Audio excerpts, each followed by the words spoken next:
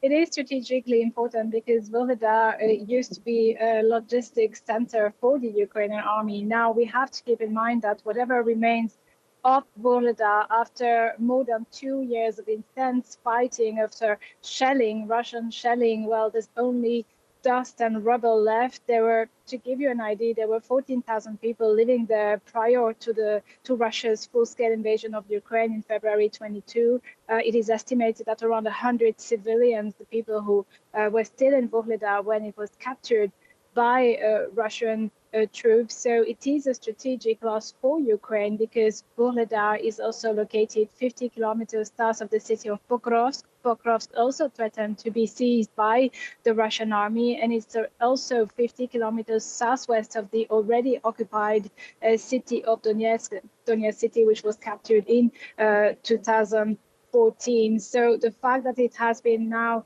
that Vuhledar has been now captured by Russian troops means that they could further advance and further fulfill their ambition to conquer the remaining of the Donetsk region, which they ambition to conquer completely. How did Russia gain control of Vuhledar? It didn't just happen overnight. It's been a long campaign. It was a long campaign, and we observe always the same tactic. Russia is superior when it comes to manpower. It has more soldiers, it has more equipment than the Ukrainian army. And then it will take advantage of that by sending wave after wave of troops on the ground. And even if most people in those assaults are killed and the situation is disastrous for Russia in that regard, they keep on sending more troops. Then eventually there are enough survivors, wave after wave, to indeed enter the cities, and the cities that they conquer are transformed into dust, into ashes. So there's nothing that remains. Death is everywhere, but at least Russia can claim some gain here on Ukrainian territory. How does it change the war from here? Does it give Moscow an upper hand? And after retreating from Vuhledar, where are Ukrainian troops focusing their attention on? Well, it doesn't really change the course of the war because we see those advances. They are very minimal. They don't happen overnight, as you mentioned. It is a symbolic victory for Russia, if nothing else. Now, the defense of Vuhledar was mostly the work of the 72nd Mechanized Brigade, the Black Zaporizhians. It is a historic brigade here in Ukraine. It had already defended Donetsk city and Donetsk airport back in 2014. It had also defended Avdiivka in 2017, so well before the full-scale invasion. And when the full-scale invasion of from Russia of Ukraine happened in February 22, we saw this brigade defending successfully Kiev city and Kiev region, as well as Hostomel airport, which is located in the suburbs in Kiev. If that airport had been seized by Russian forces, the war would have taken a completely different turn. And this brigade was afterwards sent in spring 22, after the Russian retreat here in Kiev region, to the eastern part of the country. It had defended Bakhmut, which also fell into Russian hands in the summer of 23, and it had been defending Vuhledar for more than 2 years. So the troops are exhausted. They are retreating in nearby positions, and they also call for reinforcements. They call for more equipment, particularly Western equipment, particularly air defense as well, and aerial support, because on the front line, you have to imagine that soldiers are constantly being bombed, not just by mortar shells, but also by glide bombs, which cause extensive damages to both military personnel and equipment. Can you tell us a bit more about Russia's latest attack, hitting Ukraine with a barrage of drones?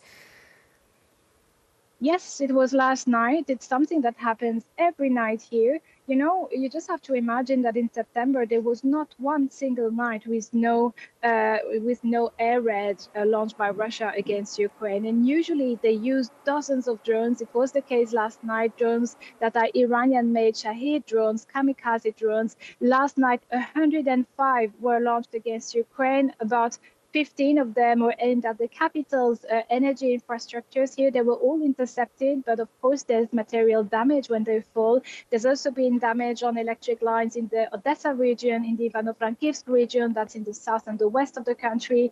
Kharkiv was also attacked, and not just by drones. It was attacked with a glide bomb that completely destroyed a residential building. There's over a dozen people injured, including a 3-year-old child, and those are just daily occurrences for the population here in Ukraine.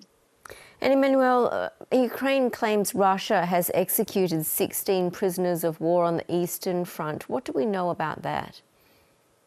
Yes, this alleged attack, it's a gruesome video that we've seen on social media that was also quoted by Ukrainian officials here, show 16 Ukrainian soldiers near Pokrovsk, Pokrovsk, the embattled city in the eastern part of the country, and they apparently had surrendered, which means their human rights, their basic rights should be respected. And as prisoners of war, they should be treated adequately. And it wasn't the case, indeed, if that video which is being investigated at the moment by the general prosecutor of Ukraine, indeed, that video seems to show the execution of those 16 soldiers while they are on the ground and they are being shot by Russian soldiers. And that happens on a very, very regular basis. But that's the first time that we see a mass killing. Usually we have those videos of someone being beheaded, someone being shot in a ditch. But this is the first time that we see 16 people being killed. And of course, this would be a war crime that Ukraine hopes Russia will answer for in front of justice during a trial, be it here in Ukraine or in front of the International Criminal Court. Well, the US election is near. What would a Trump presidency possibly mean for the war? How closely is Ukraine watching? Ukraine and Ukrainians are watching that very closely because they know that among their allies, the United States support is of course paramount when it comes to equipment to try and to try and push back this Russian aggression. And the first declarations of Donald Trump, the candidate, were not particularly encouraging. He was clearly siding with someone he calls his friend, the Russian President Vladimir Putin. But since a few days, there's been some hopes that after the meeting with Zelensky, things might change a little bit. In any case, a Trump presidency would mean a lot of uncertainty for Ukraine and no sense at all as to where the United States help would go, which direction it would take under a Trump presidency. Emannuelle Chaze, really good to talk. Thank you so much for updating us from Kyiv.